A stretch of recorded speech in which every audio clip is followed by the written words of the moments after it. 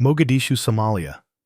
6 months ago, the door exploded inward with a crack that split the night like thunder. Wood splinters pirouetting through smoke-choked air as Commander Elena Hayes crossed the threshold into hell. Her SEAL Team 5 operators, stacked behind her in perfect formation weapons, up night vision, painting the world in shades of green death. The compound should have been clear. That's what the Marine Force Recon Intel had promised. One target, minimal security. A clean snatch and grab that would put a high-value terrorist in a black site interrogation room before sunrise. The intel was wrong. 12 hostiles materialized from the shadows like jinn summoned from nightmare muzzle flashes, strobing the darkness into a hellish disco of violence.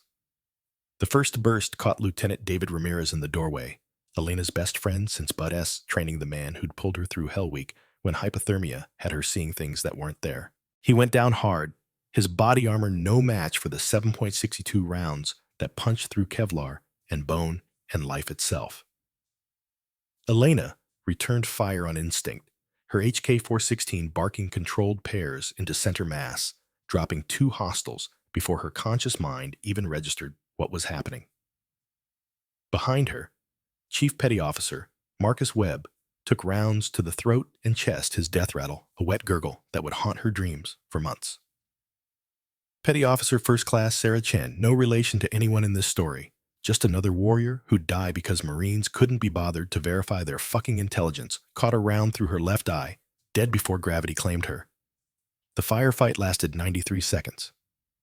When the smoke cleared and the ringing in Elena's ears faded to a dull roar, 3 of her operators were cooling on blood-slicked concrete, while the rest secured a compound that should have been manageable, but had instead become a slaughterhouse. The HVT escaped through a tunnel system that wasn't on any map the Marines had provided. The weapons cache they'd been warned about turned out to be enough ordnance to level a city block. Elena knelt beside Ramirez's body, his blood still warm as it soaked through her gloves. His eyes were open, staring at nothing, and she reached out with trembling fingers to close them. "I'm sorry, David," she whispered. "I'm so goddamn sorry." But sorry wouldn't bring him back. Sorry wouldn't explain to his wife and 2 daughters why Daddy wasn't coming home. Sorry wouldn't change the fact that Marine Force Recon's institutional arrogance, their assumption that they knew better, their dismissal of contradictory intelligence from local sources they deemed unreliable had killed 3 of the finest operators America had ever produced. The after-action report would be sanitized, classified, buried under enough red tape to choke a bureaucrat. But Elena would remember. She would carry those deaths like stones in her chest, and she would make damn sure that the culture that had killed her friends would face a reckoning. Camp Pendleton, California. Present day. The fluorescent lights of Mess Hall.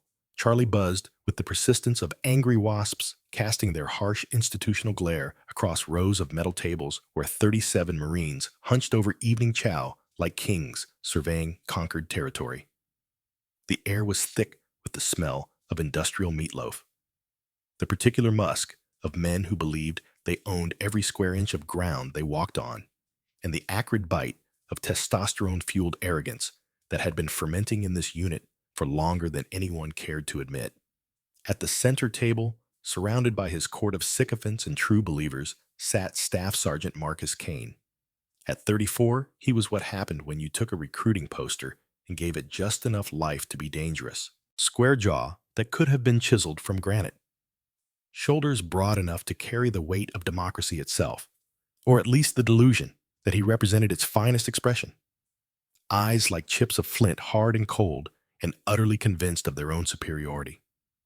His uniform was pressed to parade ground perfection, boots polished to a mirror shine, his bearing that of a man who'd never met a problem he couldn't solve with superior firepower and unwavering conviction. The Marines around him hung on his every word, like it was gospel handed down from Chesty Puller himself.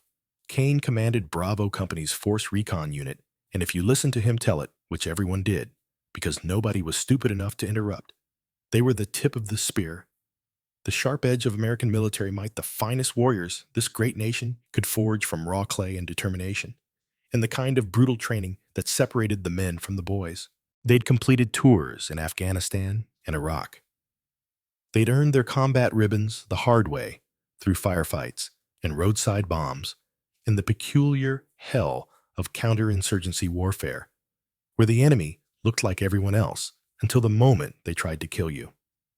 They'd returned home with the swagger that only came from surviving hell and living to tell war stories that got better with each retelling and each beer.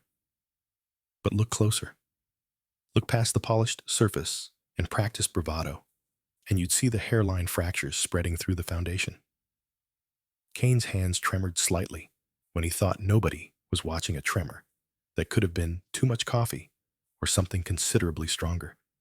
His eyes were bloodshot, whether from exhaustion or the bottle he kept in his footlocker was anyone's guess. Most telling of all, there was a desperate edge to his confidence, the kind that came from a man who knew his glory days were behind him and was terrified of sliding into irrelevance. To his right sat Corporal Garrett Huxley, 26 years old, but carrying himself like he owned the world and was considering expansion plans. Built like a linebacker, with hands the size of dinner plates, he was the unit's self-appointed enforcer, the one they called when someone needed an attitude adjustment delivered with maximum prejudice. His knuckles bore the permanent discoloration of a man who'd settled too many arguments with violence, and his smile never quite reached his eyes. Those eyes were pale blue cold as Arctic water and about as sympathetic.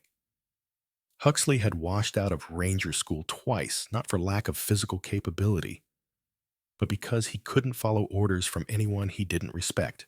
That failure had calcified into a resentment he wore like a badge of honor, a chip on his shoulder the size of Texas. He'd learned to channel that resentment into being the biggest, baddest son of a bitch in any room he entered, and so far, that strategy had served him well enough. Across from Huxley sat Lance Corporal Wyatt Brennan, 23, and hungry for acceptance in a way that made him dangerous.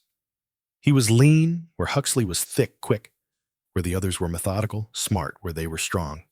The unit's communications specialist could make dead radios sing and had a mind sharp enough to have earned a full scholarship to Stanford, which he'd turned down to enlist because he wanted to prove himself where it really mattered. His need for validation made him eager to please, willing to cross lines others might hesitate at, desperate to belong to something bigger than himself. Completing their inner circle was Private First Class Liam Thornton, the youngest at 22, still carrying that desperate hunger of a man trying to prove he belonged. Fresh out of advanced infantry training with scores high enough to write his own ticket, he'd requested assignment to Bravo Company, specifically because of their reputation. He stood at attention, even while sitting his back ramrod straight, his eyes constantly scanning for approval from the older Marines. In his mind, earning their respect was the key to everything promotion. Recognition, belonging to something that mattered. The mess hall operated on unwritten rules as rigid as any military regulation. Officers sat separately from enlisted. Senior NCOs commanded the prime real estate near the windows where they could see and be seen. Junior Marines filled in the spaces left behind, grateful for whatever scraps of recognition filtered down from above. Women, the few who were stationed at Camp Pendleton, kept to their own corner, a safety measure born of bitter experience with Marines who saw them as invaders in their sacred brotherhood. Tonight felt different, though. Word had been circulating through the grapevine like wildfire, through dry brush, that changes were coming to their corner of military paradise. Budget cuts, personnel transfers, maybe even unit reorganizations that could scatter Kane's carefully cultivated kingdom to the four winds.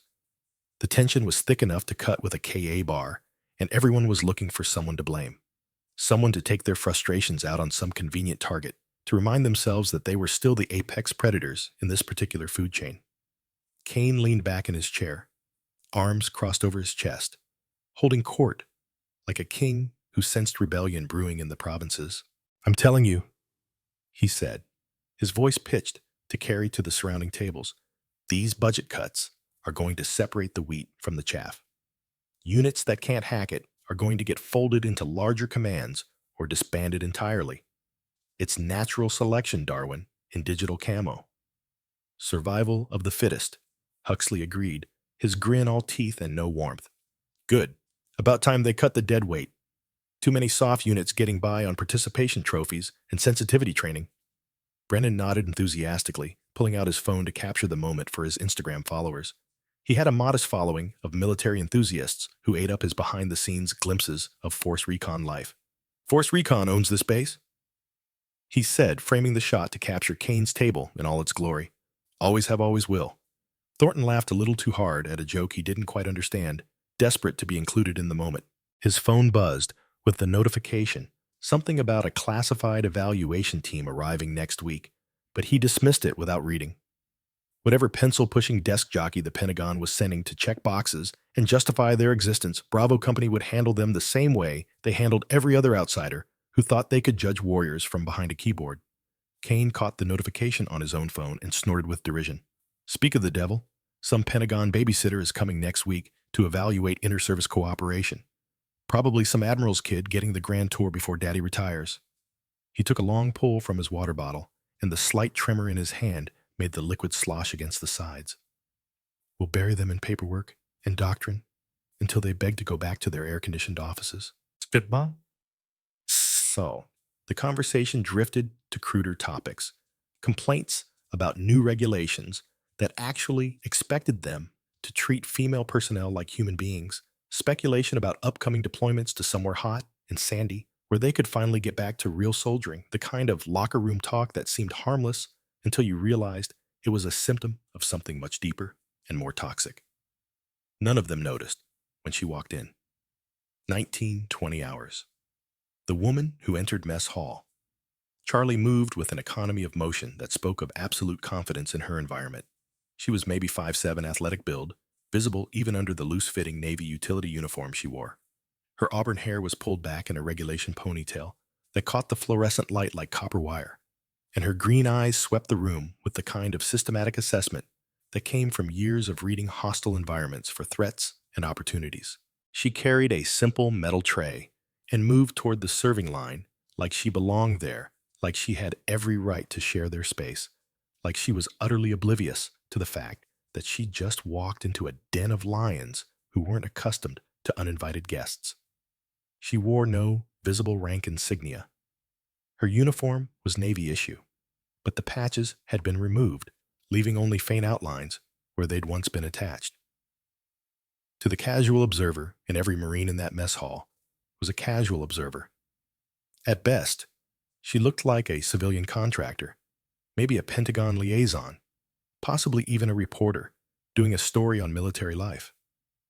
Someone temporary. Someone who didn't matter. Someone who definitely didn't belong in their sacred space. But tucked under her arm, visible for just a moment as she shifted her tray, was a slim leather folder with classification markings that would have raised alarms if anyone had bothered to look closely. They didn't. They were too busy making assumptions. Kane noticed her first, his eyes narrowing as he took in her presence with the predatory attention of a shark scenting blood in the water. He leaned back in his chair, crossed his arms, and watched her move through the serving line with the kind of cold assessment that made smart people nervous and stupid people combative. The woman seemed oblivious to his scrutiny, focused on the simple task of getting food and finding a place to eat. She ordered whatever was fast fuel, not enjoyment, and accepted her tray with a nod of thanks to the mess staff that was more than most Marines bothered with. Well, well, Kane said, his voice carrying just far enough to be heard at the surrounding tables, but not quite loud enough to be called out. Looks like we've got ourselves a lost little lamb. Huxley followed his sergeant's gaze and grinned the expression, holding all the warmth of a shark sizing up a seal. Pentagon, send us a babysitter, Sarge. Someone to make sure we're playing nice with our toys and using our inside voices. The woman found an empty table in the corner.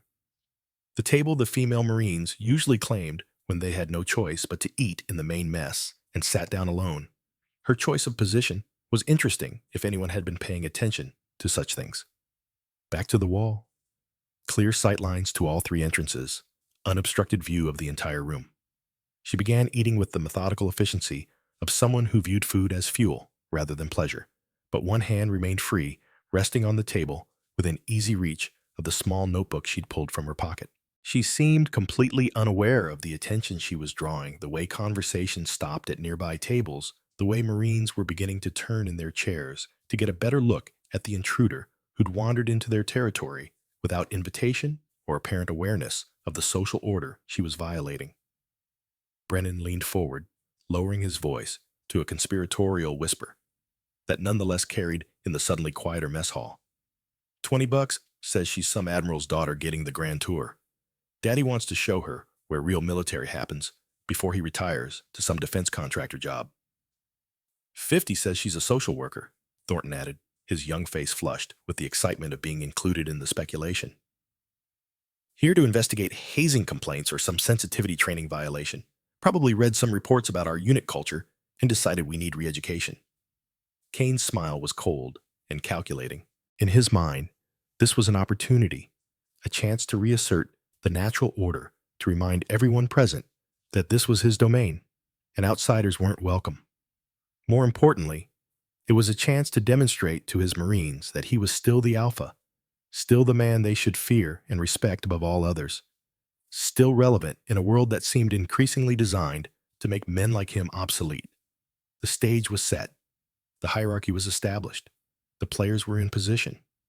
None of them had any idea that the quiet woman eating alone in the corner had more combat experience than their entire unit combined, that her kill count included high-value targets they'd only heard whispered about in classified intelligence briefings, that she could end any three of them without breaking a sweat or raising her heart rate above resting. They were about to learn that assumptions could be more dangerous than enemy fire, and Corporal Garrett Huxley was about to make the biggest mistake of his military career. What none of them could see, what they were fundamentally incapable of seeing, because it contradicted every assumption they'd built their identities around, was that Elena Hayes was conducting an evaluation that had already begun the moment she'd walked through those doors. Every failure to challenge her credentials was noted. Every crude joke that carried to her corner was cataloged. Every instance of toxic posturing was documented in the small government issue notebook she seemed to be using for nothing more important than doodling.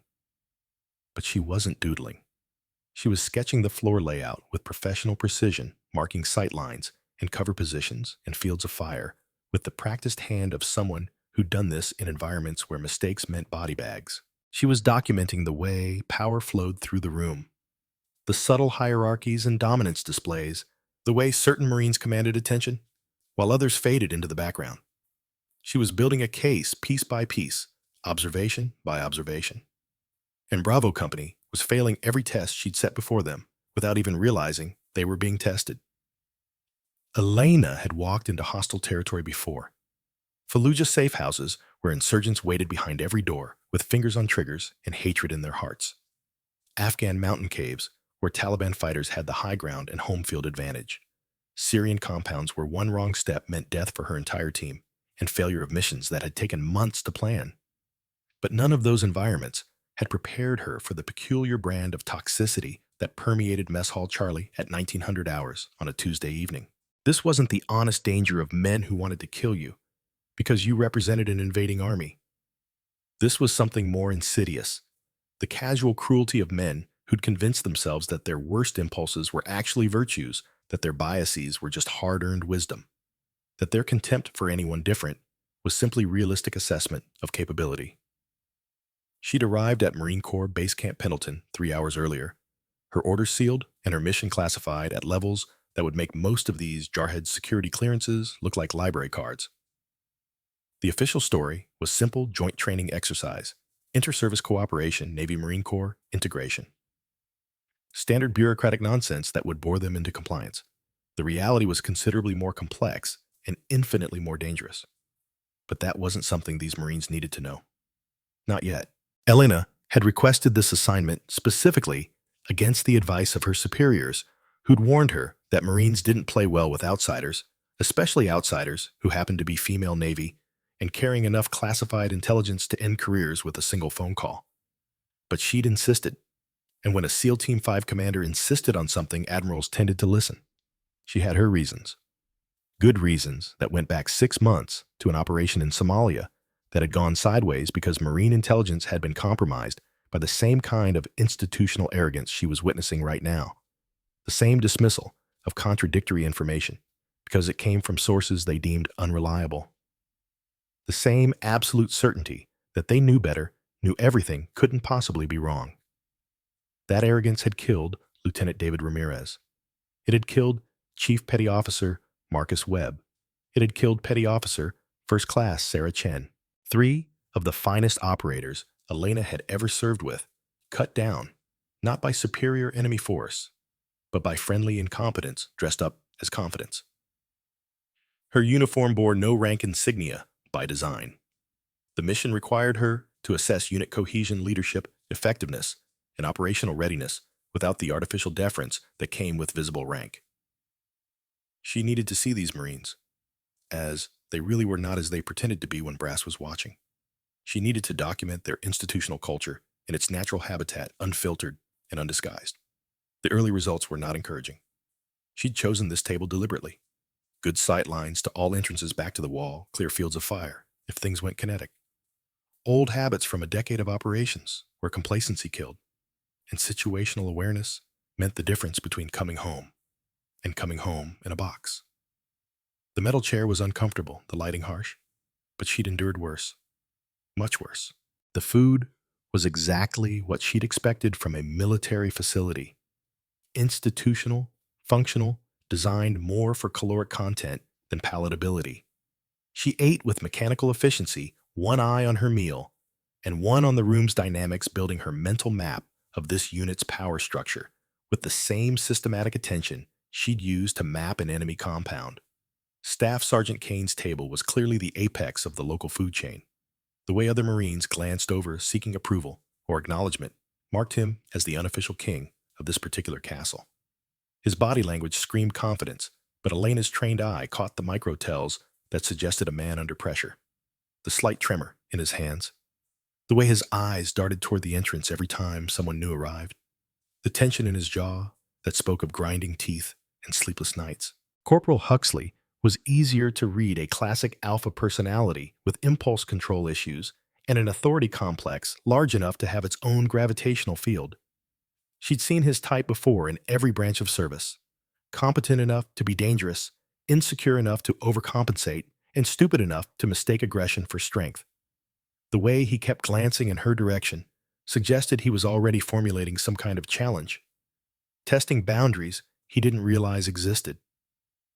The younger Marines, Brennan and Thornton, were followers, pack animals looking for a strong leader to validate their place in the hierarchy. Dangerous in their own way, because their need for acceptance would make them willing participants in whatever stupidity their seniors conceived. She'd seen good soldiers do terrible things simply because they wanted to belong, wanted to be part of the tribe, wanted to prove they were hard enough to run with the big dogs. What troubled her most was the complete absence of professional curiosity. Not one of these Marines had approached her, introduced himself, or made any attempt to determine her purpose on their base. Basic security protocol demanded that unidentified personnel be challenged, credentials verified, authority established. It was Security 101, the kind of thing they should have learned in boot camp and reinforced through years of training. Instead, they'd made assumptions based on her gender and apparent lack of visible rank, then proceeded to ignore her as irrelevant. It was exactly the kind of institutional blindness that had gotten Marines killed in Somalia. The same dismissal of threats that didn't fit their preconceived notions. The same arrogant certainty that they could assess situations at a glance without bothering with the tedious work of actual verification. Elena finished her meal and checked her watch. 1927 hours. She had a briefing with the base commander at 2100, which gave her another hour and 33 minutes to complete her initial assessment. So far, the picture wasn't pretty. Sloppy security awareness, poor discipline, leadership that seemed more concerned with maintaining social dominance than military effectiveness. She pulled out her notebook again and began making discrete observations, not about what she was seeing, but about what she wasn't seeing. No senior NCOs visible in the mess hall during prime dinner hours. No officers mixing with enlisted personnel to take the temperature of their units. No evidence of the kind of cohesion that marked elite military formations, just cliques and posturing, and the kind of toxic masculinity that turned warriors into playground bullies. The conversation at Kane's table was getting louder, more animated. She caught fragments through the ambient noise. Complaints about new regulations, speculation about upcoming deployments, crude jokes about female personnel. Standard barracks talk, but delivered with an edge that suggested these men felt entitled to their opinions and unconcerned about who might be listening. Huxley's voice carried particularly well, probably by design. He was the type who needed an audience for his performance validation, for his dominance. "I'm telling you," he said, his voice pitched to carry, "these diversity initiatives are going to get people killed. You can't lower standards just to make politicians feel good about themselves. Combat doesn't care about your gender or your feelings. It cares about whether you can carry your weight and pull your trigger when shit gets real." Murmurs of agreement rippled through his audience. Brennan nodded enthusiastically, his phone still out, and recording capturing this moment of truth-telling for his followers. Thornton looked slightly uncomfortable, but said nothing, unwilling to break ranks over something as trivial as basic human decency. Kane leaned back, with the satisfied expression of a man watching his disciples spread his gospel. "Standards are standards for a reason," he added, his voice carrying the weight of hard-earned wisdom. "The moment you start compromising them, you're not helping anyone. You're just getting people killed to serve some political agenda." Elena continued eating, continued taking notes, continued cataloging the dozens of ways these Marines were failing basic professional standards. She'd seen this movie before, knew how it ended. The only question was whether she'd need to accelerate the timeline or let their natural stupidity run its course. That's when Corporal Garrett Huxley made his first tactical error. He stood up from his table, ostensibly to clear his tray, but his path took him directly past Elena's corner table. Not a coincidence. The serving line and disposal area were in the opposite direction. This was a deliberate maneuver, a probing action designed to test her reaction and establish his dominance of the space. Elena didn't look up from her notebook, didn't acknowledge his presence, didn't give him the confrontation he was clearly seeking. In her experience, men like Huxley escalated when ignored, revealed their true nature when they thought nobody important was watching. She was about to give him all the rope he needed to hang himself. Huxley paused beside her table, close enough that his shadow fell across her notes. Still, she didn't react, just continued writing in the small, precise handwriting that had filled dozens of after-action reports over the years. Her pen moved across the page in smooth, controlled strokes. Subject demonstrates predatory approach pattern, testing boundaries, seeking confrontation. Classic dominance behavior, consistent with insecure authority complex. "Excuse me, ma'am," Huxley said, his tone superficially polite, but carrying an undertone of condescension thick enough to choke on. "I don't think we've been introduced." Elena looked up, meeting his eyes with the kind of level stare that had made insurgent leaders reconsider their life choices. Her gaze was calm, professional, utterly devoid of the nervousness or deference he'd been expecting.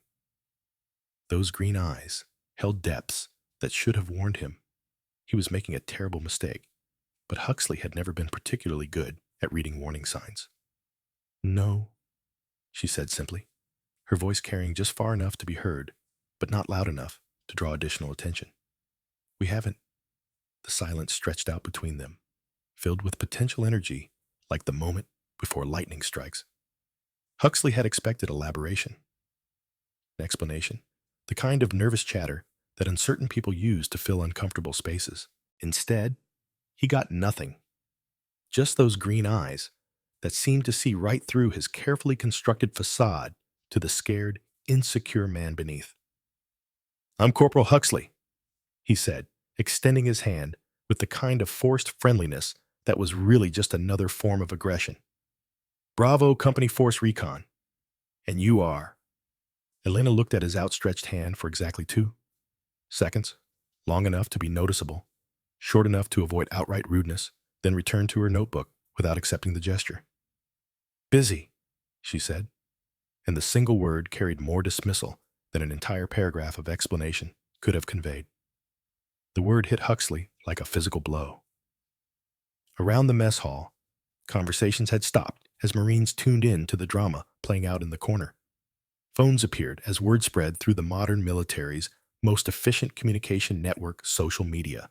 This was going to be all over base within an hour, probably all over the Corps within a day, and everyone wanted to be able to say they'd witnessed it firsthand.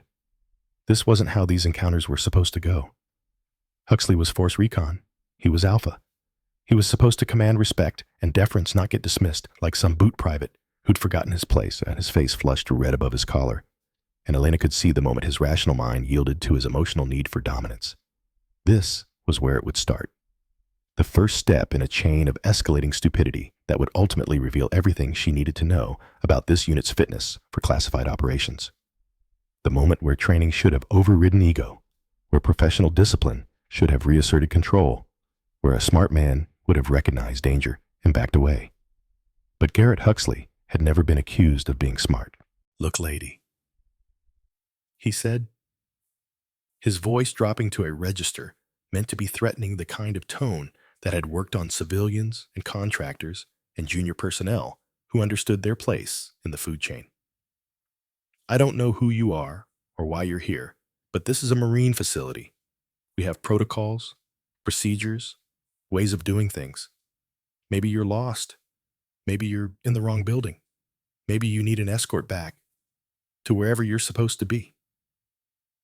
Elena finished writing her sentence. Subject escalates to verbal intimidation when social dominance challenged. Predicted behavior pattern confirmed. Capped her pen with deliberate precision and looked up at him again. This time, her expression held a hint of amusement. The kind of patient tolerance you might show a particularly slow child who was trying very hard but still missing the point entirely. "Corporal," she said, her voice carrying just far enough to be heard at the surrounding tables. "Do you always introduce yourself to visitors by assuming they're lost and offering to escort them off base?" It was a perfect trap, beautifully constructed, with the precision of someone who'd spent years manipulating human psychology in environments where failure meant death.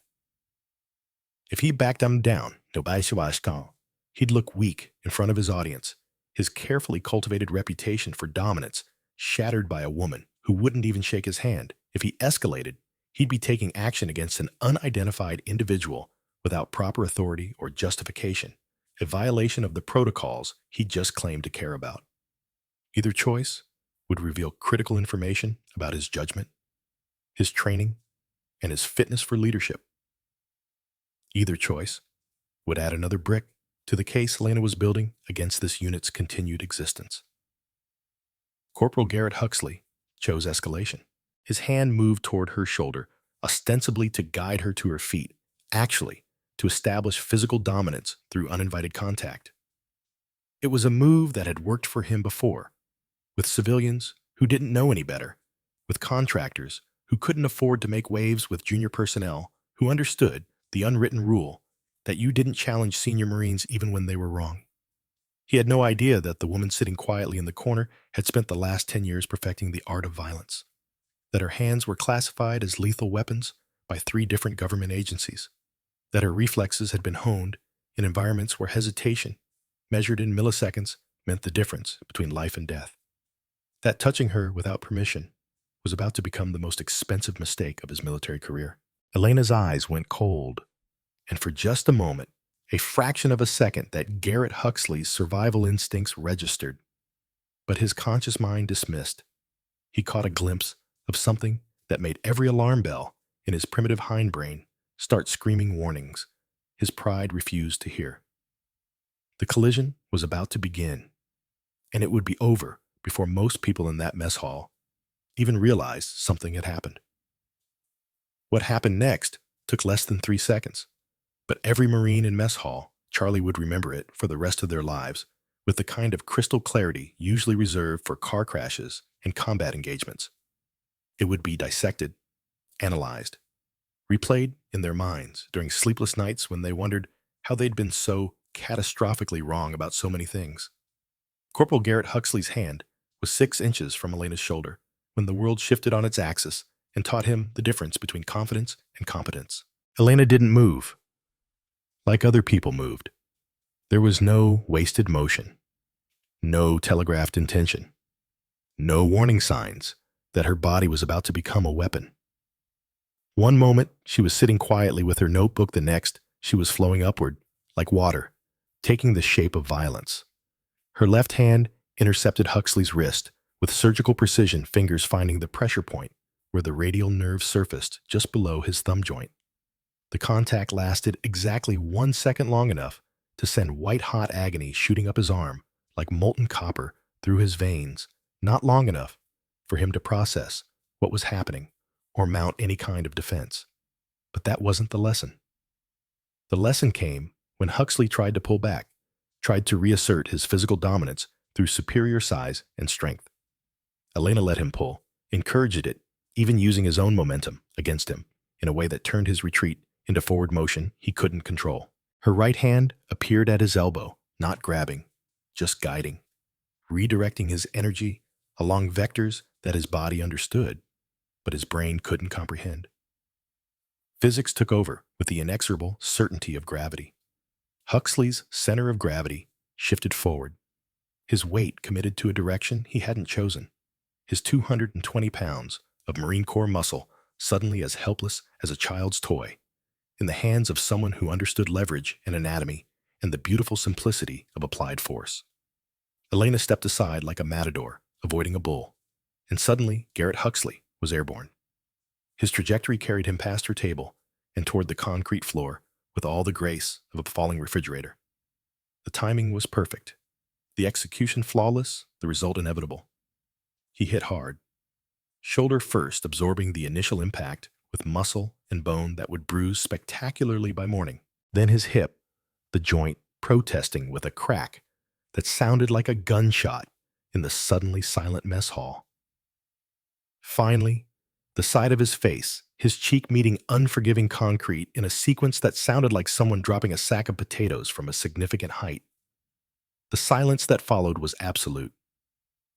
37 Marines sat frozen in their chairs, forks halfway to their mouths, conversations interrupted mid-syllable, every eye locked on the impossible sight before them. Garrett Huxley, 6 feet 2 inches, 220 pounds of force recon muscle and attitude, sprawled on the floor like a discarded puppet, while a woman who couldn't weigh more than 140 stood over him like she'd just swatted a mosquito. Even the kitchen staff had stopped their clattering to stare through the serving window at the scene unfolding in their mess hall. This wasn't supposed to happen. This violated every assumption about how the world worked, about who had power and who didn't, about what was possible when size and gender and institutional authority collided with actual competence. Huxley rolled onto his back, blinking stars out of his vision, his right arm hanging useless at his side. The nerve strike had been precisely calculated, painful enough to disable, not quite severe enough to cause permanent damage. Professional courtesy from someone who understood the difference between teaching and destroying. He tried to push himself up, with his left hand failed, tried again. His face was a mask of shock and humiliation and dawning rage. "What the hell, he started to say. But his voice came out wrong, cracked and uncertain. "Physics?" Elena said, her voice carrying clearly in the stunned silence. She hadn't even sat back down, just stood beside her table, with the same relaxed posture she'd maintained throughout the entire encounter. Action-reaction. You grabbed, I redirected.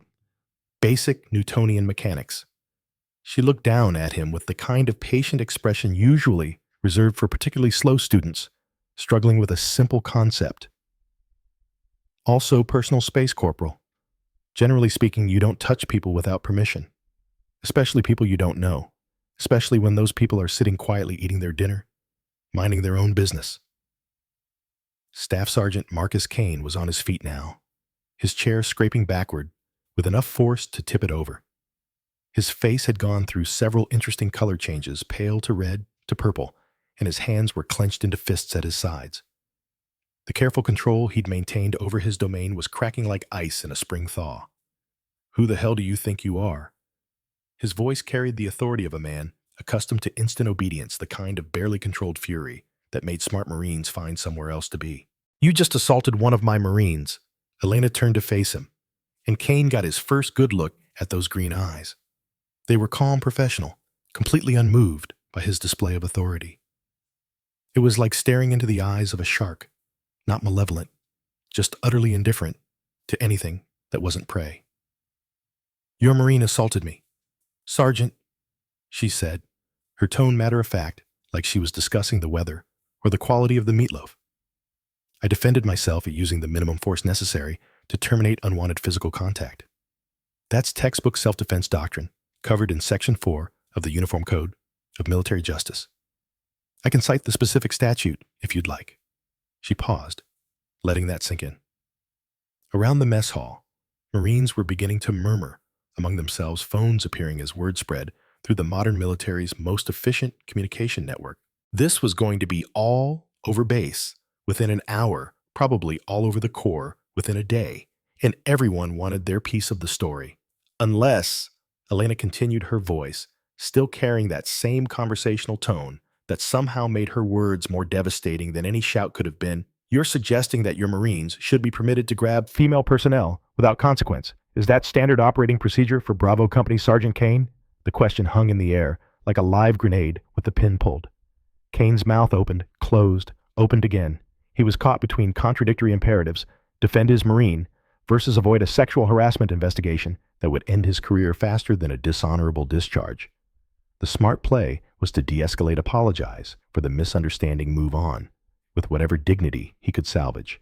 But Marcus Kane hadn't made staff sergeant by being smart. He'd made it by being tough, by never backing down, by establishing dominance through sheer force of personality and the willingness to escalate beyond what any sane person would consider reasonable. And toughness, in his worldview, demanded a response. Lady, he said, and the word dripped with contempt. I don't know what kind of games you think you're playing, but this is a Marine Corps facility. We have procedures here, protocols. You can't just what? Elena's voice remained level conversational, the kind of tone that made people lean in to hear better. Can't just sit in your mess hall. Can't just eat a meal. Can't just exist in a space you've decided belongs exclusively to you and people who look like you. Huxley was back on his feet, now cradling his right arm against his chest like a wounded bird. His face was flushed with embarrassment and fury, his breathing rapid and shallow. The fall had rattled him more than just physically. It had shattered his self-image as an alpha predator and replaced it with the humiliating reality of being prey. You sucker punched me, he said, his voice tight with pain and wounded pride. That was a cheap shot, a fluke. You got lucky because I wasn't expecting. Corporal, Elena interrupted, and her smile was winter cold. If I wanted to sucker punch you, you'd still be unconscious. What you experienced was a compliance technique designed to disengage unwanted physical contact. It's the same move they teach to elementary school children in anti-bullying programs. The fact that it worked on you says more about your training than mine. The comparison to elementary school children was calculated, deliberate, designed to probe just how far Huxley's ego would let him fall before common sense reasserted itself. The answer apparently was much farther than anyone had expected. Compliance technique. Huxley's laugh was ugly bitter, the sound of a man watching his reputation circle the drain. You think you're some kind of martial arts expert? You think one lucky move makes you tough? He rolled his shoulders, cracked his neck, settled into a fighting stance that would have been intimidating if Elena hadn't already demonstrated her ability to take him apart like a cheap watch. Around the mess hall, Marines were pulling out their phones, sensing that whatever was about to happen would be worth recording for posterity. Tell you what, lady, Huxley continued, his voice carrying to every corner of the room, playing to his audience because that was all he had left. You apologize for that cheap shot, and I'll forget this ever happened. We'll call it a misunderstanding. No harm, no foul. You can go back to whatever Pentagon desk you crawled out from under, and we can all move on with our lives. Elena looked at him with the kind of clinical interest a biologist might show an interesting specimen under a microscope. And if I don't apologize, Huxley's grin was all teeth and no warmth, the expression of a predator that had forgotten it was no longer at the top of the food chain. then maybe you need to learn some respect for Marines in general, and me in particular. It was a threat clear unambiguous, delivered in front of 3 dozen witnesses with their phones out and recording. Elena cataloged it, filed it away with all the other evidence she was accumulating about this unit's fitness for classified operations. The picture wasn't getting any prettier.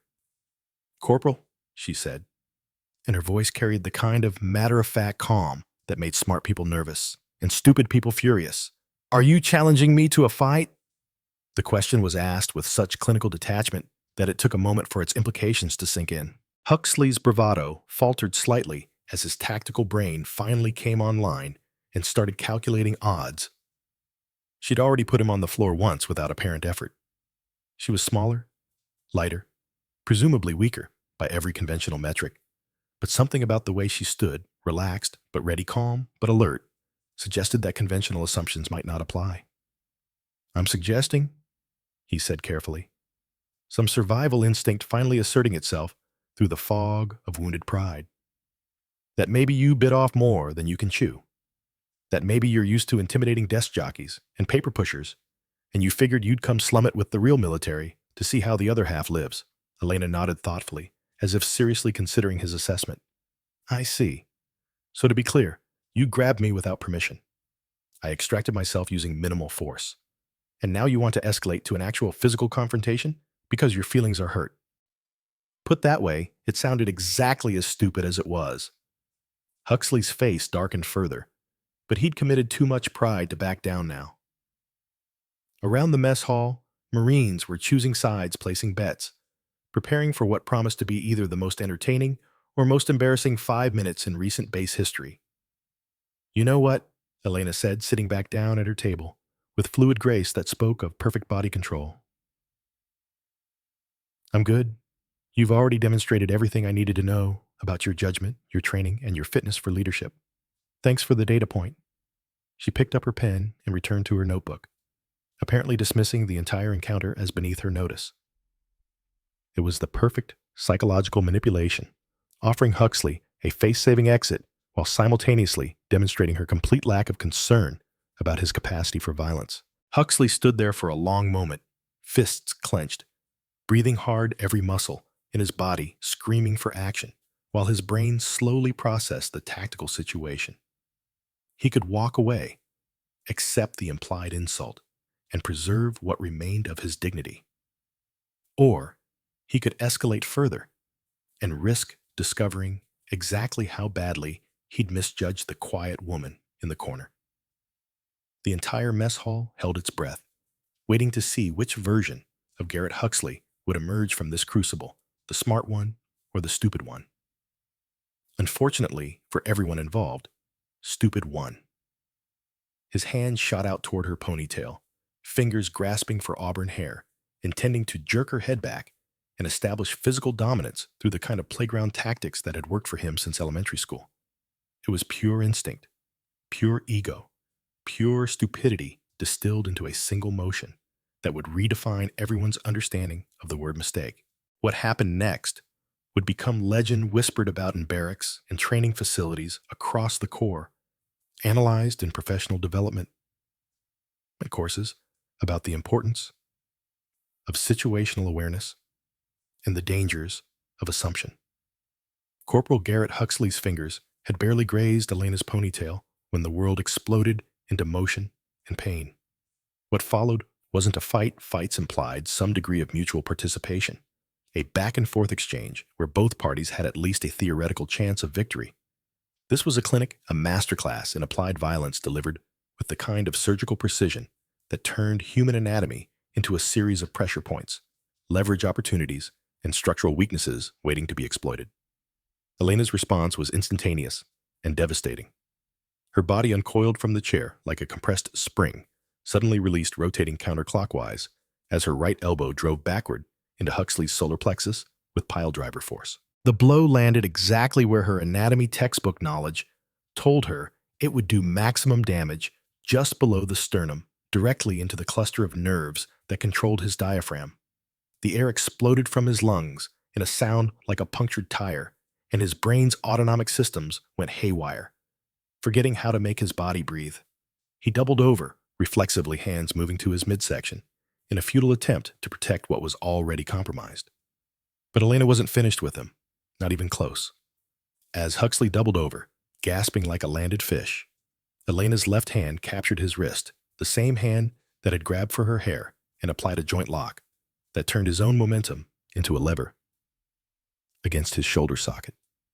The technique was called Kimura in martial arts circles, though Elena had learned it in considerably less civilized circumstances from instructors who measured success in enemy casualties rather than tournament victories. The lock engaged with mechanical precision. Huxley's shoulder joint reached its maximum range of motion, then kept going ligaments, stretching past their design parameters.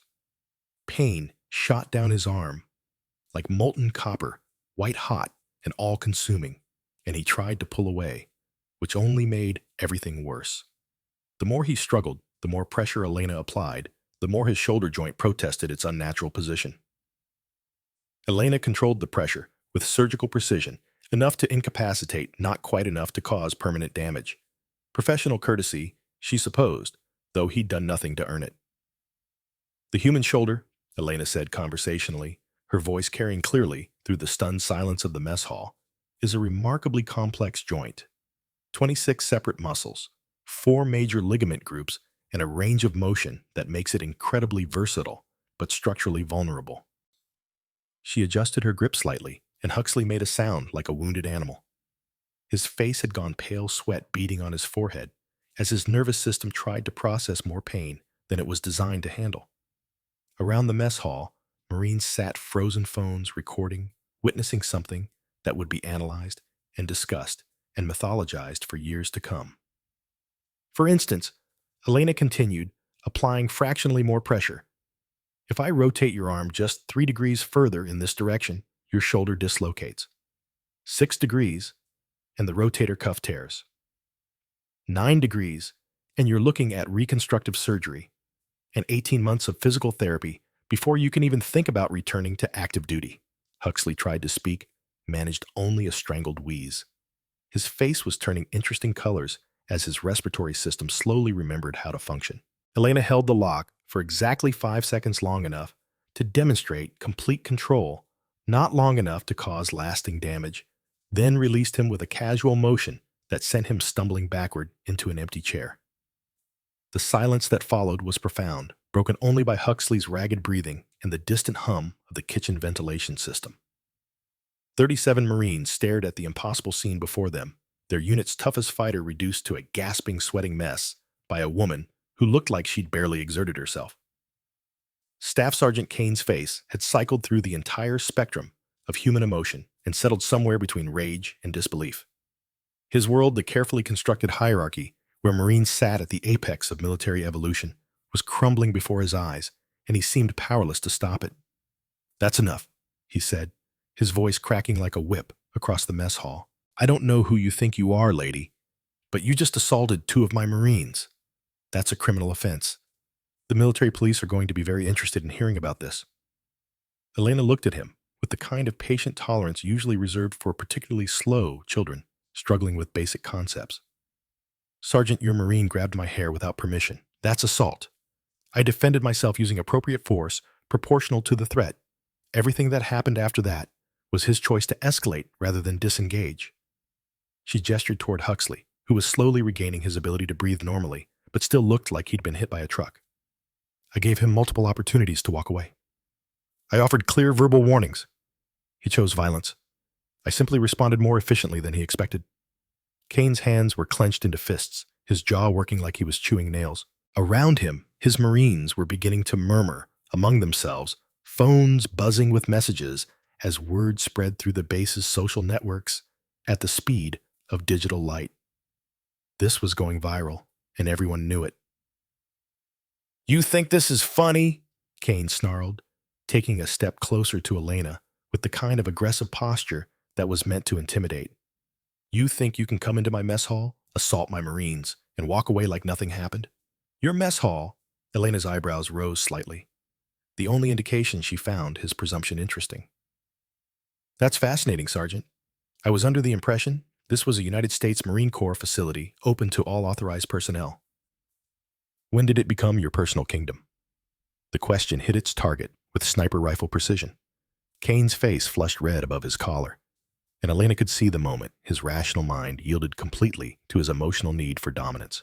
This was what she'd been waiting for.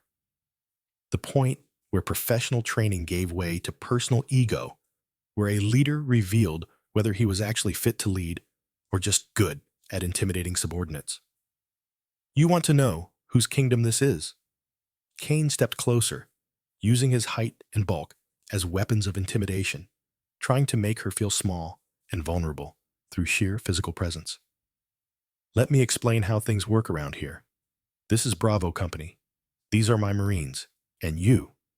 He pointed a thick finger at her face, close enough that she could smell the coffee on his breath and see the bloodshot whites of his eyes. You're nobody. A civilian contractor, maybe. A Pentagon desk jockey, probably.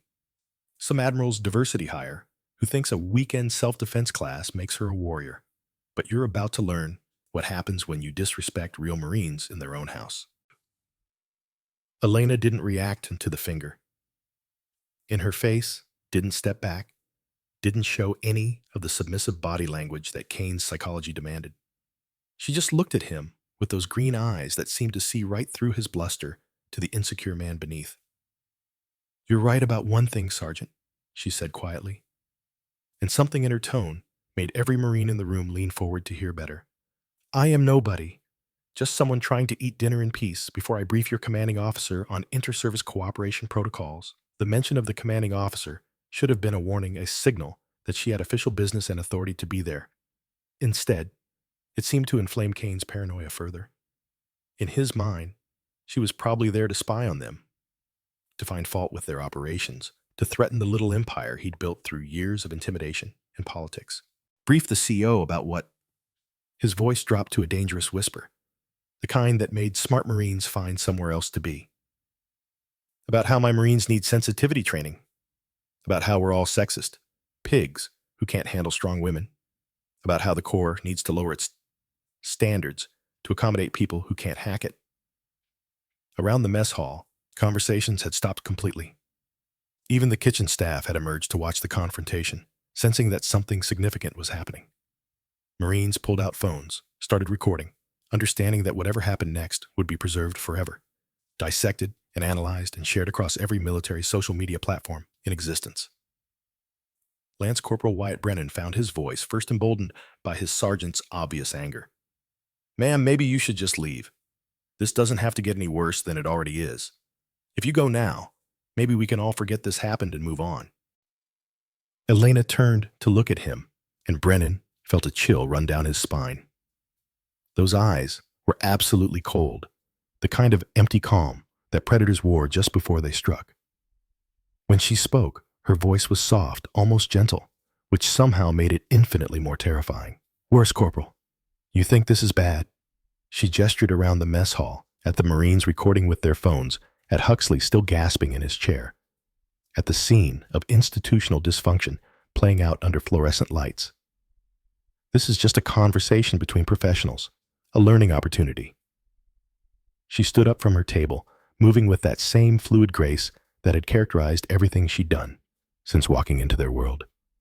The motion was simple and threatening, but something about it made every Marine in the room tense up as if a switch had been thrown. See, here's what I think happened, Elena said, her voice carrying clearly to every corner of the room. I think you boys got comfortable. You've been operating in your little bubble playing soldier, convincing yourselves that you're warriors because you've got the uniforms and the attitude and the swagger. She took a step toward Kane, who, despite being 6 inches taller and 60 pounds heavier, actually took a half step back before catching himself. But warriors aren't made in mess halls, Sergeant. They're made in places where mistakes cost lives, where hesitation means death, where your assumptions about who belongs and who doesn't become irrelevant really quickly when the bullets start flying. Her smile was winter cold, carrying no warmth whatsoever. You want to know who I am. You want to know why I'm here, fine. But understand that once I tell you, once this conversation moves to its logical conclusion, there's no going back. Your comfortable little world where you're the apex predators that ends tonight. The challenge hung in the air like smoke from a funeral pyre. Kane could back down. apologize for the misunderstanding, accept that maybe, just maybe, he'd misjudged the situation entirely. Or he could double down on his authority, his pride, his absolute certainty that Marines were superior to everyone else in the military hierarchy. Looking at his face, Elena could see which choice he was going to make. It was written in the set of his jaw, the flush of his cheeks, the way his hands had curled into fists. He was going to choose pride over prudence, ego over intelligence. Poor bastard had no idea what he was walking into. "You think you can threaten me?" Kane's voice was rising now, his control finally slipping completely away, like sand through his fingers. "You think you can come into my house and disrespect my Marines and walk away like you own the place?" Elena's response was delivered with the kind of calm certainty that made smart people nervous and stupid people furious. "Sergeant, I don't think I can do anything. I know exactly what I can do.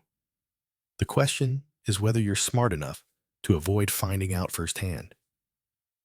The gauntlet was down.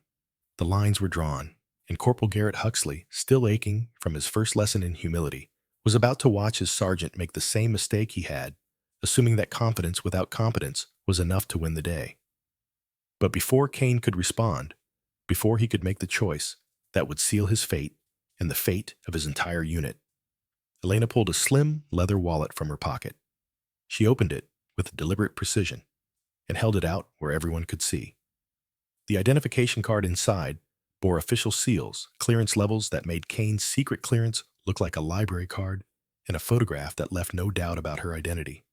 Commander Elena Hayes, SEAL Team 5, Naval Special Warfare Command, currently conducting classified assessment of inter-service cooperation protocols and unit readiness for joint operations. The silence that followed was absolute.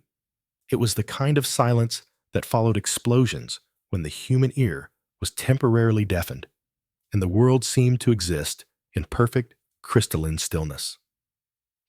37 Marines stared at the identification card with the kind of horrified fascination usually reserved for natural disasters or car accidents.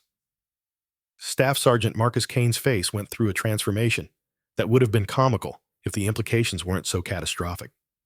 His ruddy complexion drained to the color of old parchment. His mouth opened and closed like a fish gasping for air.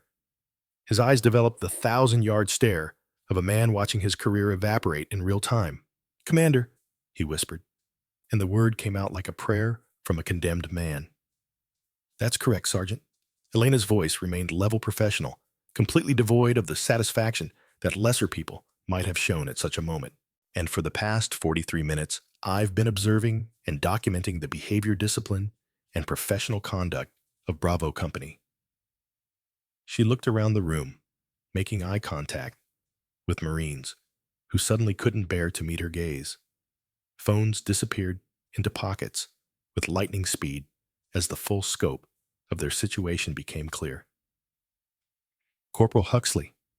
She continued, her attention shifting to the man who'd started this entire catastrophe: assault on a superior officer, failure to verify identity before engaging multiple violations of professional conduct standards. Huxley looked like he was going to be sick. His face had gone gray, and he was clutching his injured arm like it was the only thing keeping him anchored to reality. "Lance Corporal Brennan, Private First Class Thornton." Elena's gaze swept across the younger Marines who'd been so eager to record and mock, recording and distributing unauthorized video of classified personnel without proper security protocols. Potential violations of operational security that could compromise ongoing missions. Both men looked like they wanted to disappear entirely, to somehow phase through the floor and emerge somewhere far away where their careers might still be salvageable. "And Staff Sergeant Kane?" Elena's attention returned to the man who'd orchestrated this disaster through his negligence and toxic leadership. Failure to maintain unit discipline. Failure to verify credentials of visiting personnel. Creating a hostile environment for inter-service cooperation. Threatening behavior toward superior officers. She closed her identification wallet and returned it to her pocket with careful precision. "The assessment period is now concluded. I have more than sufficient documentation to complete my report to Naval Special Warfare Command and Marine Corps leadership." The implications hung in the air like toxic smoke. Everyone in the room understood what this meant: career-ending disciplinary action courts, martial dishonorable discharges, years of military service training, and advancement destroyed by 43 minutes of spectacular stupidity. But Elena wasn't finished with them yet. However, she said, and that single word carried more weight than anything else she'd spoken, creating a tiny spark of hope in the darkness of their despair. Assessments can be amended depending on how the remaining evaluation period proceeds. A spark of desperate hope flickered in Kane's eyes, fragile as candlelight in a storm. Ma'am, if there's anything we can do to— There is. Elena cut him off, her voice brooking no argument. But it's going to require something that hasn't been much in evidence tonight. It's going to require you to listen to learn and to demonstrate that maybe, just maybe, you're capable of growing beyond your current limitations. She gestured toward the empty chairs around her table, her meaning clear. Sit down, Sergeant, all of you. It's time for the real lesson to begin. And as 37 Marines slowly, reluctantly, took seats around the woman they'd tried to intimidate, none of them had any idea that the hardest part of their education was still to come. The transformation that swept through Mess Hall. Charlie was both immediate and profound, like watching a pack of wolves suddenly realize they were in the presence of an apex predator. 37 Marines who moments before had been confident in their superiority now moved with the careful deliberation of men walking through a minefield, every gesture calculated to avoid further catastrophe. Staff Sergeant Marcus Kane lowered himself into the chair across from Elena with the kind of rigid precision usually reserved for funeral ceremonies. His face had settled into a mask of professional neutrality, but she could see the panic flickering behind his eyes. The other Marines followed suit, creating a rough semicircle around her table. Corporal Huxley moved gingerly, still favoring his injured arm. Lance Corporal Brennan kept his hands carefully visible. Private First Class Thornton looked like he was attending his own court-martial. Elena let the silence stretch for exactly 30 seconds, watching their body language, cataloging the subtle tells that revealed their psychological states. Fear was good. Fear meant they were finally taking the situation seriously. But fear alone wasn't enough. Gentlemen, she began, her voice carrying the authority that came from a decade of leading men into combat. We need to establish ground rules for the remainder of this evaluation. She pulled out her notebook, the same one Huxley had dismissed as unimportant 43 minutes ago. Now, it looked like the most dangerous document in the room. First rule, honesty. I'm going to ask questions, and you're going to answer them truthfully, not what you think I want to hear, but the actual truth. Deception at this point would be inadvisable. Kane nodded rapidly. Yes, ma'am. Understood. Second rule, respect. Not for me personally, but for the process. This is a professional evaluation being conducted by a superior officer. Third rule, learning. What happened here tonight wasn't an accident. It was the inevitable result of institutional failures that go much deeper than individual personality conflicts. She opened her notebook to a fresh page. So let's start with the obvious question, Staff Sergeant Kane. When an unidentified individual enters your mess hall, what's the standard protocol? Kane's military training kicked in automatically. Verification of identification and purpose, ma'am. Challenge credentials. Escort to appropriate personnel, if necessary. And what did you actually do? The question hung in the air like an accusation. Kane's jaw worked as he searched for an answer that wouldn't sound like complete admission of incompetence. We made assumptions, ma'am, based on appearance and preconceived notions about who belonged in our facility. Assumptions. Elena wrote something in her notebook. What kind of assumptions specifically? Kane's face flushed as he realized there was no acceptable way to answer without acknowledging the sexism that had driven their behavior. Ma'am, we assumed you were civilian personnel, a contractor, maybe a liaison, someone without operational authority. Why?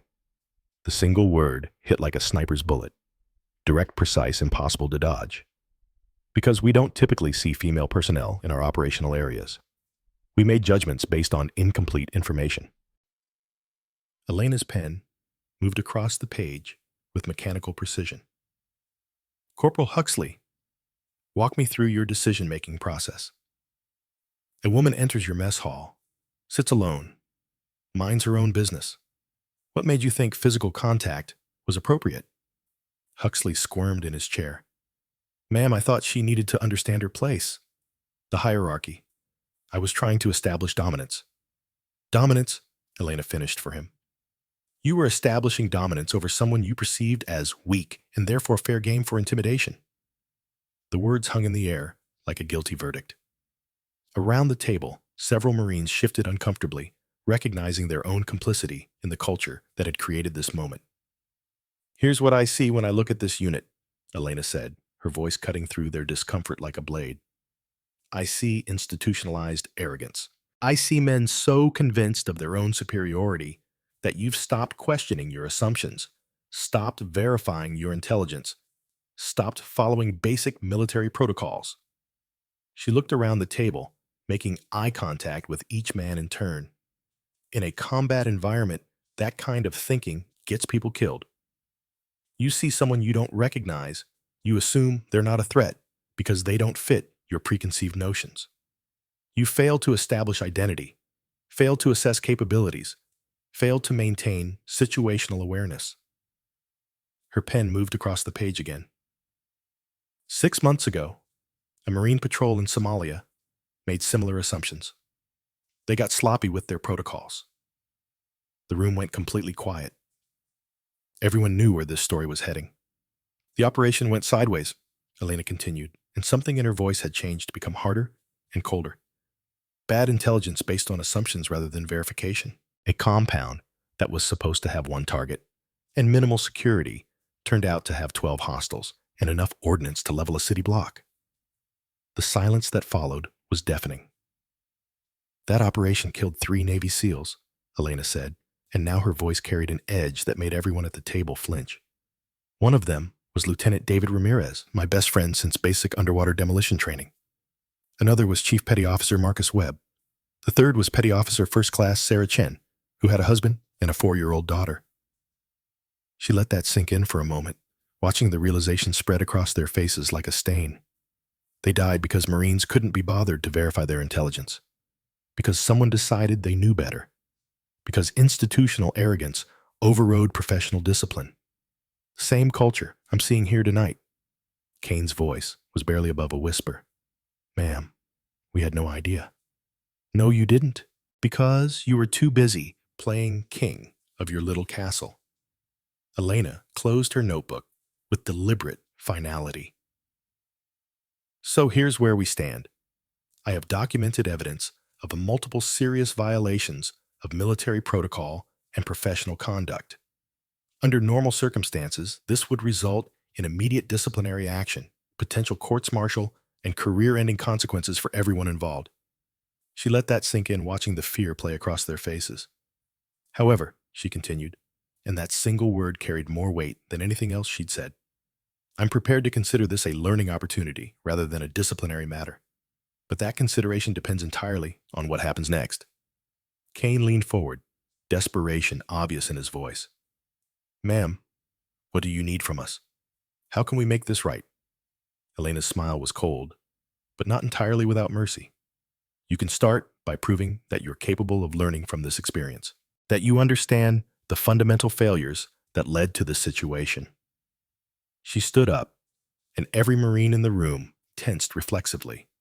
Tomorrow morning, 0500 hours, we're going to conduct a practical exercise, a test of your unit's actual capabilities versus your assumed superiority. You're going to have the opportunity to demonstrate whether tonight was an aberration or a symptom of deeper problems. Her gaze swept across the assembled Marines like a searchlight. I suggest you use the intervening hours wisely. Study your manuals, review your protocols, and think very carefully about the assumptions that brought you to this moment. She gathered her things with practiced efficiency. Oh, and gentlemen, she paused at the edge of their circle. Tomorrow's exercise will be evaluated by your commanding officer, your executive officer, and a representative from Marine Corps leadership. Your performance will determine not just your individual futures, but the future of this entire unit. The weight of those words settled over them like a death sentence. Get some rest, Elena said, though they all knew sleep would be impossible. You're going to need it. With that, she walked away, leaving 37 Marines to contemplate the wreckage of their evening and wonder if they had any future left to salvage. The pre-dawn darkness at Marine Corps Base Camp Pendleton carried a different quality than the oppressive tension of the previous evening.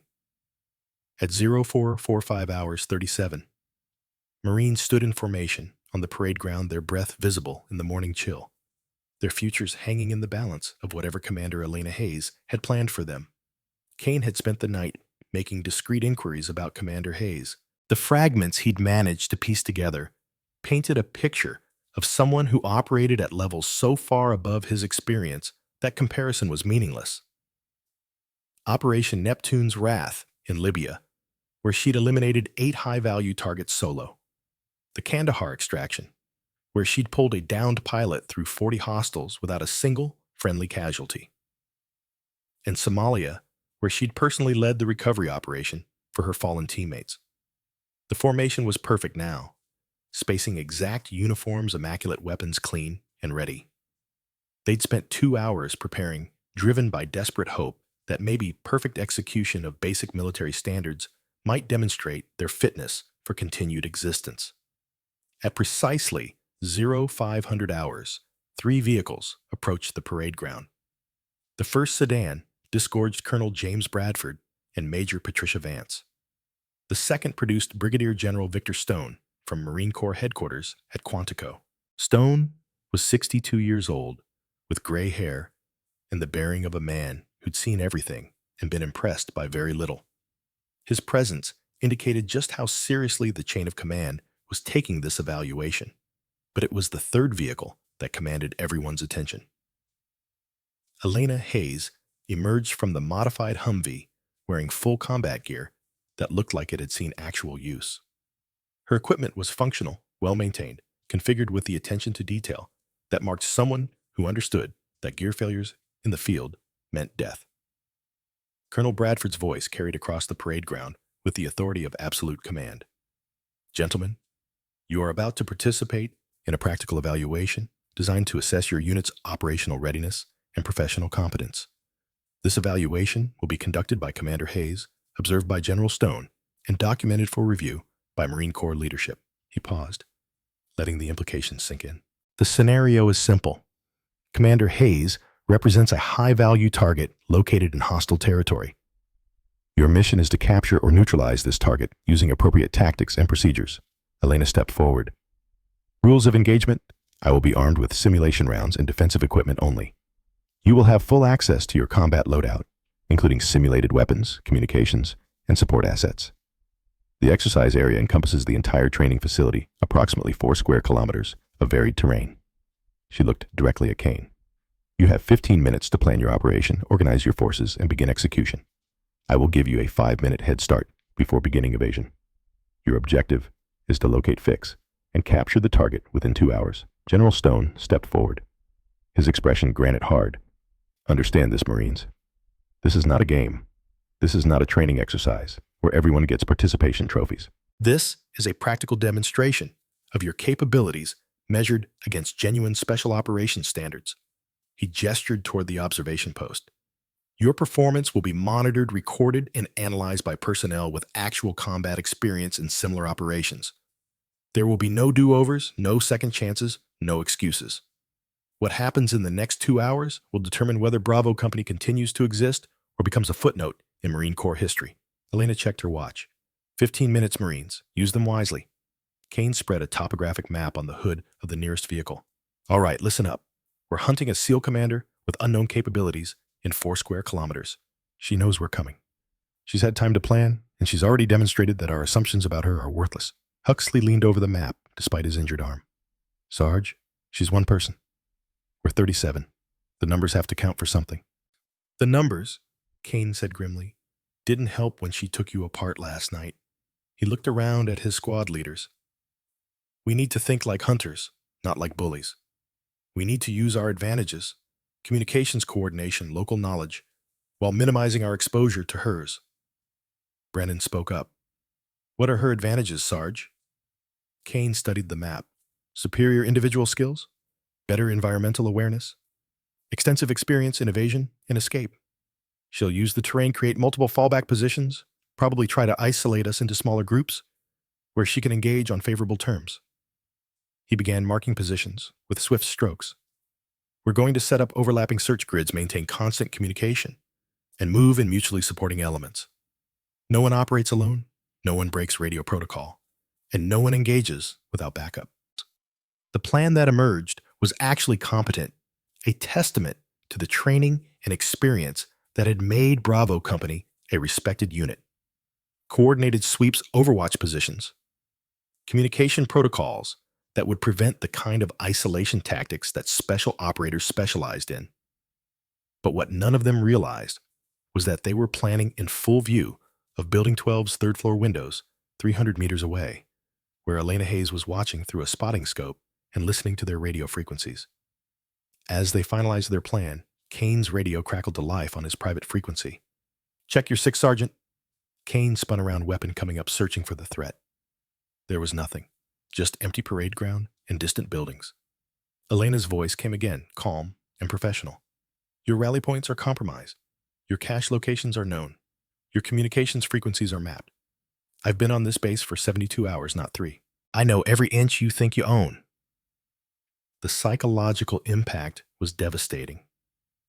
Every advantage they thought they possessed had been an illusion.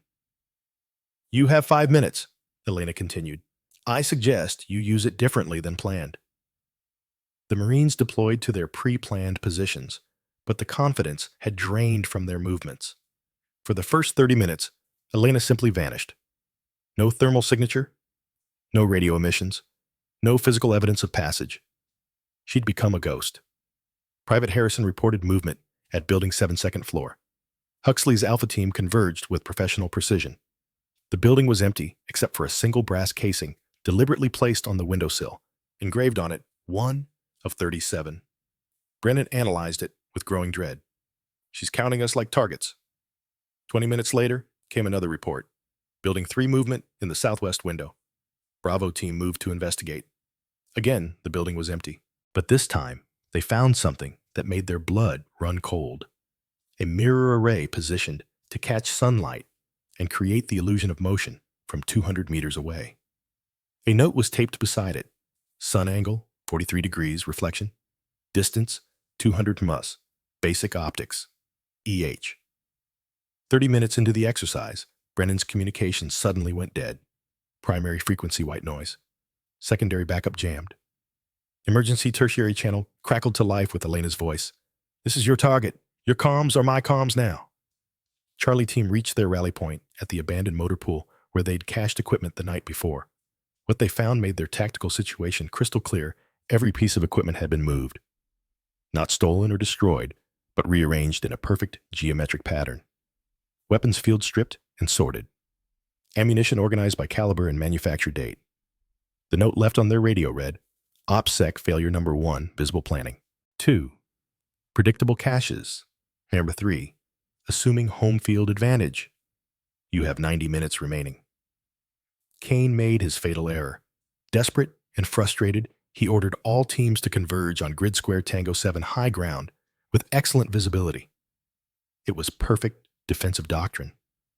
It was also exactly what Elena had been waiting for.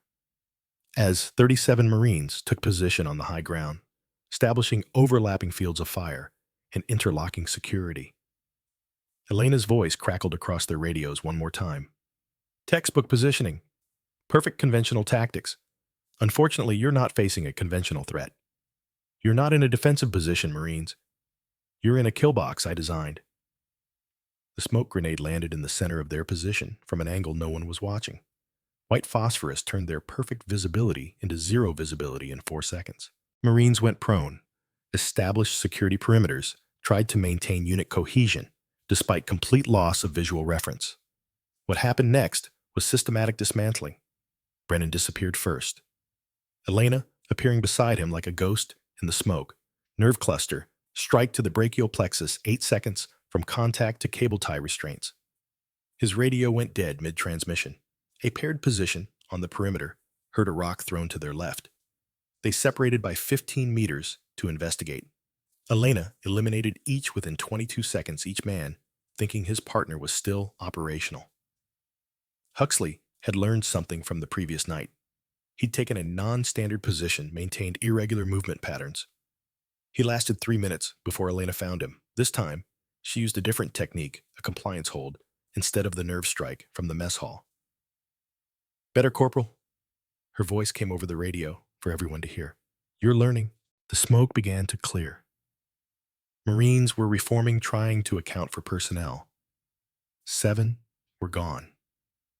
7 more in the next 6 minutes, as Elena moved through their formation like a scalpel through tissue demonstrating close quarters, combat pressure.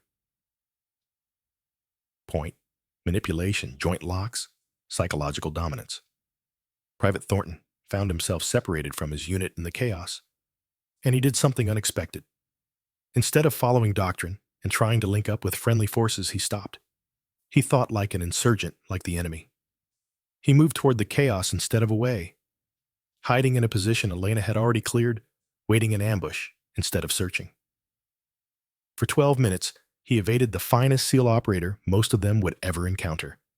Finally, Elena detected him through a displaced dust pattern on the floor where he'd shifted position. But instead of simply eliminating him, she keyed her radio to broadcast to all remaining Marines. Private Thornton lasted 12 minutes. Know why he stopped thinking like a Marine, started thinking like an operator. He used terrain, patience, enemy behavior analysis. He adapted. The rest of you repeated failures. If a 22-year-old private can evolve, what's your excuse? The psychological impact on the remaining Marines was profound. Their youngest member had outperformed their seniors by abandoning everything they'd taught him. 17 Marines remained when Elena's voice came across the radio one final time. "Exercise terminated. Weapons safe. I eliminated 20 operators using minimal force, 0 injuries. Could have been lethal 47 times. Chose education. That's the difference between killing and teaching." From the observation post, General Stone turned to Colonel Bradford. "She just demonstrated why SEALs exist. Not because they're better warriors, because they think differently. Question is, can Marines learn that?" The 37 Marines of Bravo Company reformed on the parade ground. Equipment was recovered. Simulated casualties rejoined their units. But something essential had changed. The arrogance had been systematically extracted and replaced with something harder to define, but infinitely more valuable: respect for genuine competence. Elena stood before them and removed her helmet. "Before we discuss performance, you need context." She pulled out a folder, classification markings visible. 6 months ago, SEAL Team 5 conducted a joint operation with Marine Force Recon in Somalia. The mission brief said 1 target, minimal security. Reality was 12 hostiles, weapons cache, prepared ambush. Lieutenant Ramirez died in the doorway. Chief Webb and Petty Officer Chen died in the compound. The investigation revealed Force Recon intel was based on assumptions, not verification. She looked at Kane. "That operation killed my friends because of the same institutional arrogance I witnessed last night. My mission here wasn't just evaluation. It was determination." She held up the folder. "These are orders authorizing me to recommend Force Recon Bravo Company for dissolution. Your performance today was supposed to decide which recommendation I make." The weight of those words hit like physical blows. Not just careers, but the entire unit's existence had been on the line. "However," Elena continued, "you've demonstrated something today. Not competence, you failed spectacularly, but capacity for learning." Kane stood removed. His rank insignia came to attention. "Ma'am, we failed every test you set: security protocols, tactical assumptions, professional conduct. But the worst failure was we didn't see you as an operator. We saw you as an obstacle. That thinking killed your friends and nearly destroyed our unit. I formally request, give us a chance to prove we can change." Huxley stepped forward. "Commander, I grabbed you because I thought I could. Thought gender meant weakness. You taught me assumptions are tactical failures. I request permission to learn actual combat techniques versus bullying tactics." One by one, each Marine stepped forward with specific acknowledgments. Not generic apologies, but precise technical admissions of failure. General Stone stepped forward. "Commander Hayes' permission to address the formation." Elena nodded, respect between peers evident. 1983 Beirut barracks bombing. Stone said, his voice carrying 6 decades of hard-earned wisdom. "I was a young lieutenant with 2nd Battalion We assumed we knew everything about force protection. Lost 241 Marines because we ignored intel from sources we deemed unreliable. Spent 30 years learning that humility isn't weakness, it's survival. He looked at the assembled Marines. These men failed today. So did I in Beirut. Difference is, I got men killed. Commander Hayes gave you a learning opportunity. He turned to Elena. I recommend 72-hour intensive integration training. My observation, this unit has capacity for change if properly guided. But the decision is yours. You earned that right in Somalia. Elena studied each Marine for a long moment. General, I concur with your recommendation. Conditional on zero tolerance for repeat failures. What followed were 3 days that would transform Bravo Company forever. Day 1 began at 0500 with close quarters combat. Elena demonstrated each elimination technique from the exercise breaking down physics, anatomy, psychology, timing. Huxley practiced the nerve strike 73 times before executing it correctly. Competence isn't talent, Elena told him. It's repetition past the failure point. Day 2 brought joint operations. Bravo Company ran a compound assault with SEAL Team 5. The first attempt failed because Marines deferred too much, treating SEALs as superiors rather than partners. Elena stopped the exercise. Partnership means equals, not subordinates. The second attempt succeeded in 23 minutes, perfect coordination between complementary capabilities. Day 3 was the final test capture. Elena, again, same parameters. This time, Marines challenged her credentials immediately upon contact. They used unconventional movement patterns learned from Thornton. They implemented counter-surveillance, eliminating the Building 12 observation point. They achieved communication security through frequency hopping protocols. First contact came at 18 minutes instead of 47. Successful capture at 1 hour 4 minutes. You adapted, Elena told them. You questioned assumptions. You collaborated. You didn't beat me through superior force. You beat me through superior thinking. That's what makes operators not invincibility, but adaptability. In Colonel Bradford's office, Elena presented her 47-page assessment. Force Recon Bravo Company, not recommended for dissolution. Conditional approval, pending quarterly joint training and ongoing cultural audit. Rationale demonstrated capacity for rapid institutional learning. General Stone endorsed it. These Marines transformed in 72 hours. That's rare. I recommend Bravo Company becomes the model for inter-service integration. 3 months later, the changes were visible throughout Camp Pendleton. Mess Hall Charlie operated with integrated seating. Training protocols combined conventional and special operations tactics. New recruits arrived, saying, "You're going to Bravo Company. That's the unit that trains with SEALs." Kane was teaching assumption management at Quantico. Huxley had been selected for SEAL screening and passed Phase 1. Brennan's new communications protocol had been adopted by Joint Special Operations Command. Thornton had been promoted to sergeant ahead of schedule.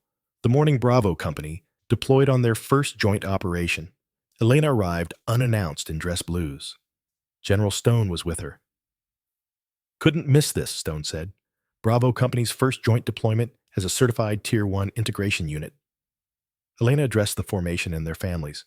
3 months ago, I evaluated you for elimination. Today, you're deploying as one of the Marine Corps' finest. Not because you never failed, because you learned from failure. Kane approached her privately. Thank you for not destroying us, ma'am. I didn't save you, Sergeant.